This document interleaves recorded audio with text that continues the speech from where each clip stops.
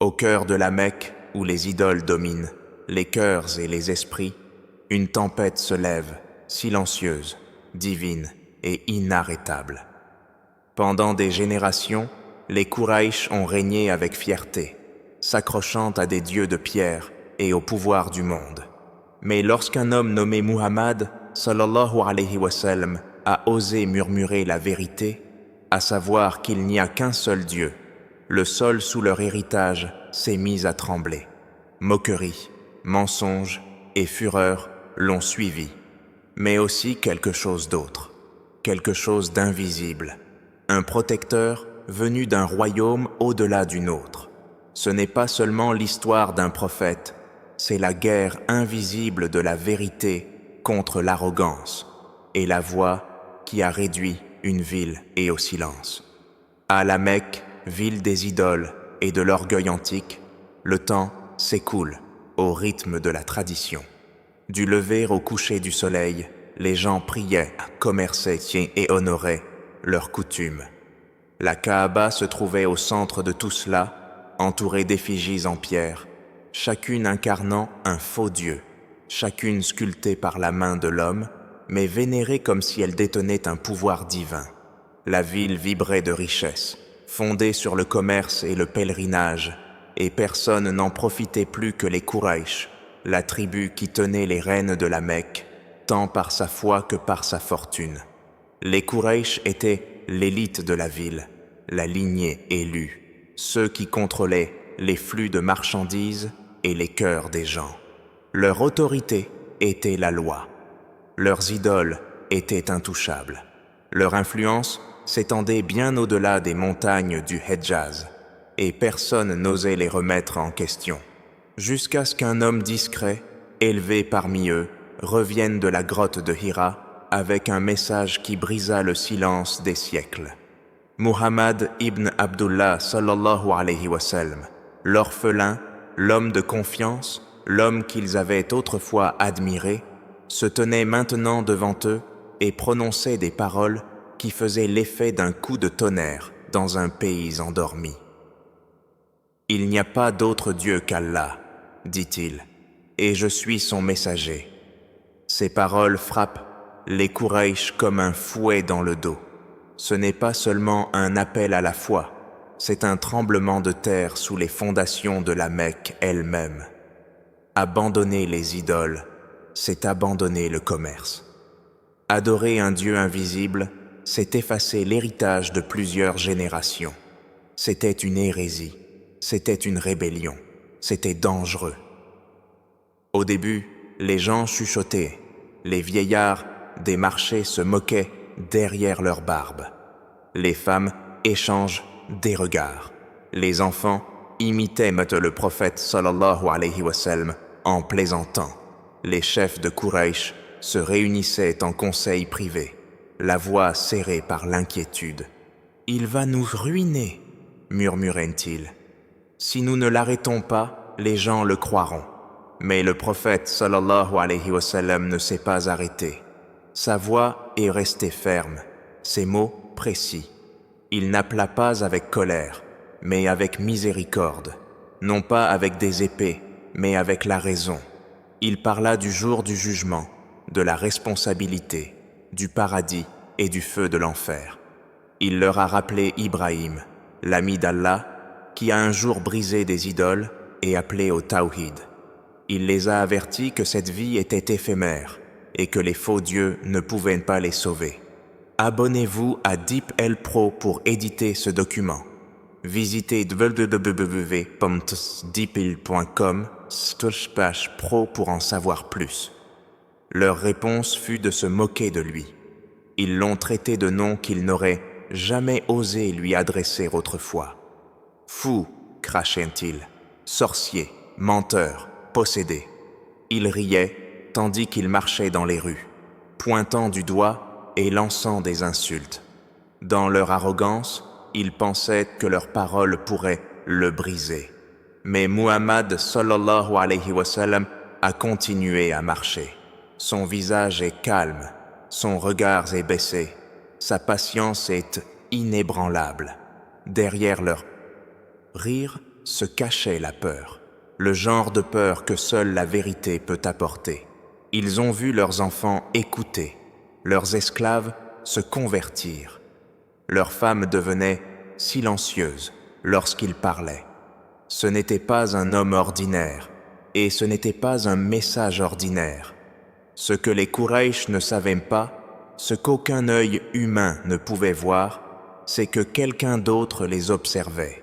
Dans le royaume au-delà du voile de la vue, un être s'est agité.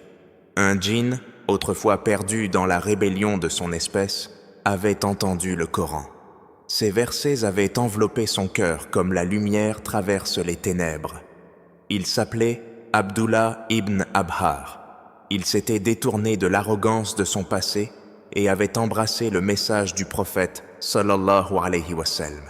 Et maintenant, il regardait, silencieux, invisible, son messager bien-aimé être raillé, ridiculisé et calomnié. Abdullah pouvait sentir le poids de chaque insulte lancée contre le prophète sallallahu alayhi wa sallam. Elle piquait non seulement dans l'air de la Mecque, mais aussi à travers les royaumes. Il était resté patient, caché du monde des hommes, sachant que la volonté d'Allah se déploie avec sagesse. Mais ce jour-là, ce jour particulier, la cruauté des Quraysh le transperça plus profondément qu'auparavant. Le prophète sallallahu alayhi wa sallam marchait une fois de plus dans les rues, les épaules solides. Malgré le fardeau qu'il portait, les moqueries étaient plus fortes, cette fois, plus dures. Une foule s'était rassemblée. Les anciens ricanaient, les jeunes raillaient, et les chefs se tenaient en retrait, les bras croisés, alimentant le feu par des rictus et des murmures. « Regardez-le » s'écria l'un d'eux. « Il croit qu'il parle avec les anges. » « Où sont ses partisans aujourd'hui » se moque un autre. « Même le vent l'a-t-il abandonné » Leurs paroles étaient des lames. Pourtant, le prophète sallallahu alayhi wa sallam ne dit rien. Il ne répondit pas, il ne broncha pas, mais quelque chose d'autre le fit. Dans le royaume invisible, la patience d'Abdullah ibn Abhar s'est effondrée. Il ne pouvait plus observer en silence. L'amour qu'il portait au messager d'Allah sallallahu alayhi wa sallam, la loyauté qui brûlait comme une flamme, exigeait qu'il agisse. Ainsi, sans entrer dans le monde physique, le djinn invoqua sa voix. C'était une voix née de la flamme, raffinée par la foi et autorisée par le Seigneur des mondes. Avec une puissance qui transcendait les murs de la Mecque, Abdullah parla. La terre ne trembla pas, mais l'air changea. Une voix profonde, tonitruante, différente de tout ce que l'homme avait pu entendre, déferla sur la place du marché. Vous vous moquez de celui qui a été envoyé par le Créateur de toutes choses ? Les rires cessent instantanément. Les visages se tordent de confusion et de peur. Les Quraysh se retournèrent, les yeux écarquillés, à la recherche de l'orateur.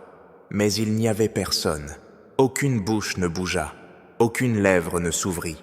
Seul le prophète sallallahu alayhi wa sallam restait debout, aussi calme qu'auparavant, le regard fixe et inébranlable. La voix se fit entendre à nouveau, plus forte. Vous insultez le messager d'Allah comme si vos paroles avaient du pouvoir. Ne voyez-vous pas ? Vous n'êtes que poussière devant son décret. La terreur s'empara de leur cœur. Ce n'était pas une illusion, ce n'était pas une ruse. Les anciens reculèrent en temps trébuchant. Les enfants coururent. Même les hommes les plus audacieux sentaient leur courage fondre comme de la cire devant le feu. Ils se regardèrent, les uns les autres, espérant que quelqu'un leur expliquerait ce qui venait de se passer. Mais personne n'y parvint.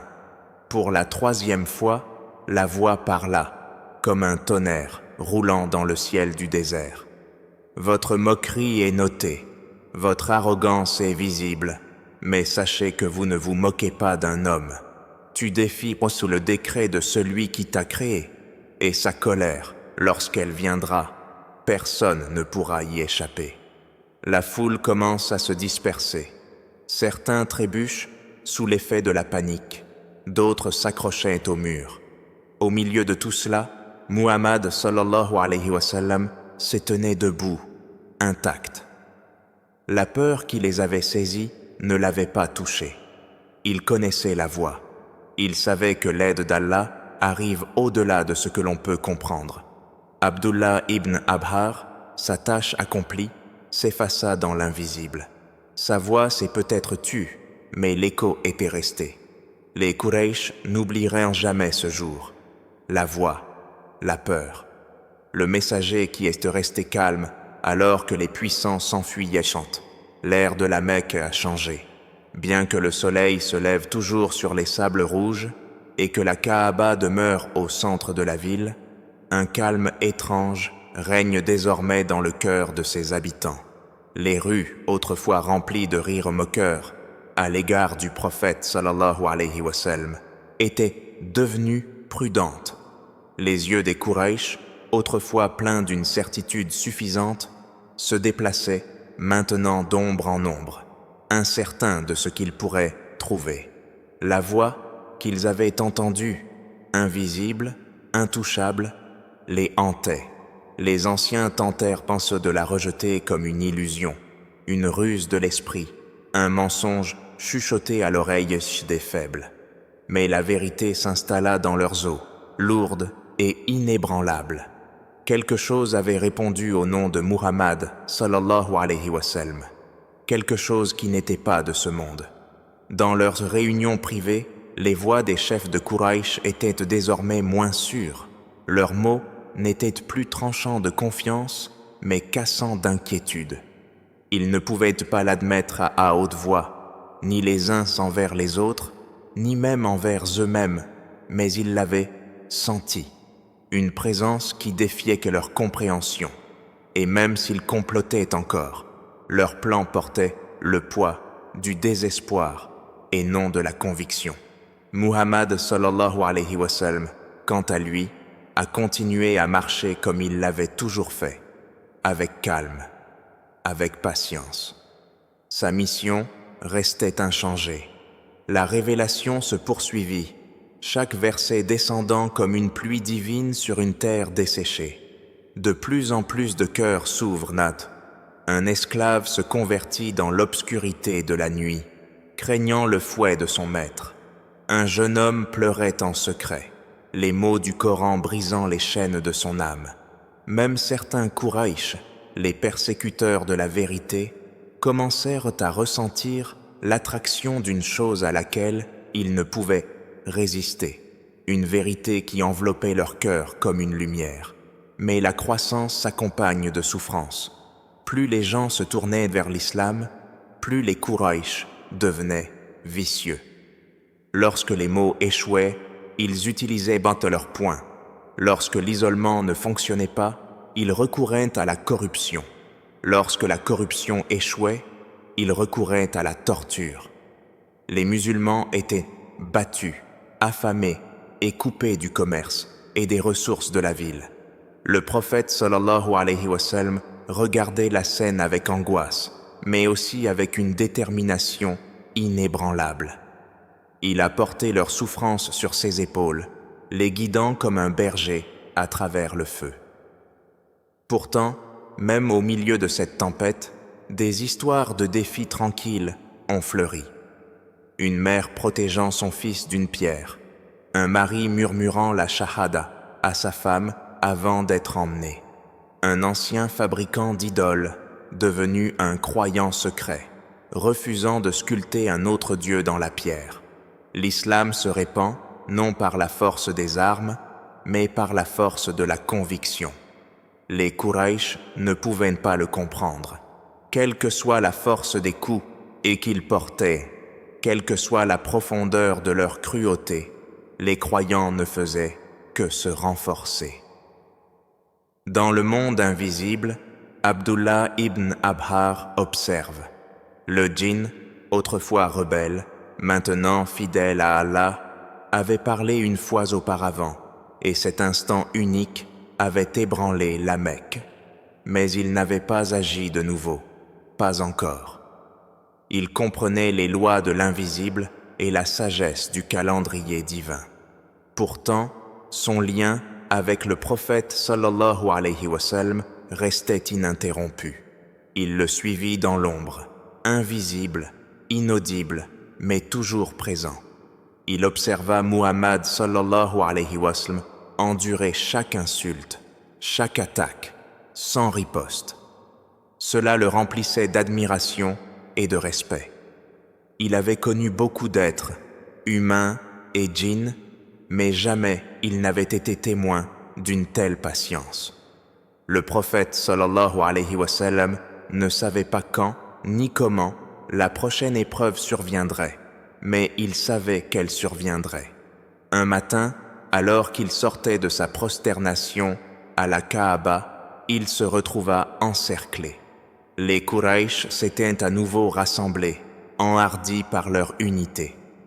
Abu Lahab était là, avec des yeux comme du charbon ardent. Abu Jahl aussi, le visage tordu par le mépris.